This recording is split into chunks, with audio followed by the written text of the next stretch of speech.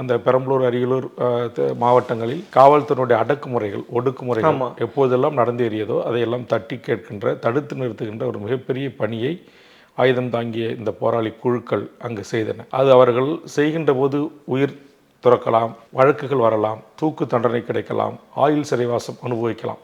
ஆனால் இதையெல்லாம் கருத்தில் கொள்ளாமல் சிதம்பரம் பத்மினி கற்பழிப்பு வழக்கு பிரச்சனையாக இருந்தாலும், புத்தூரிலே காவல் நிலையத்தில் பெண்கள் கற்பழிப்புக்குள்ளாக சித்திரவதைக்கு எதிராக இருக்கலாம், முத்தாண்டிக்குப்பத்தில் வசந்தா கற்பழிப்புக்கு நீதி கேட்டு லெனின் அவர்கள் வருகின்ற போதுதான் அவர் எடுத்து வந்த வெடிகுண்டு வெடித்து அவர் உயிர் திறந்தார். இதுபோன்று பல்வேறு சம்பவங்களை என்னால் அடுக்க முடியும். அப்படி சில நிகழ்வுகளாக நான் பிறந்த என் புலியூர் கிராமத்தைச் சார்ந்த என்னுடைய உறவினர் செல்வம் என்பவரை காவல் நிலைய விசாரணைக்கு அழைத்து சென்று காவல் நிலையத்திலே அடித்து அவரை கொன்று விட்டார்கள். காவல் நிலையத்திலேயே கொன்றுவிட்டு பக்கத்தில் ஒரு கிராமத்தில் இருக்கிற ஒரு ரயில்வே ரேக் ஓரமான ஒரு மரத்தில் தொங்க விட்டு விட்டார்கள்.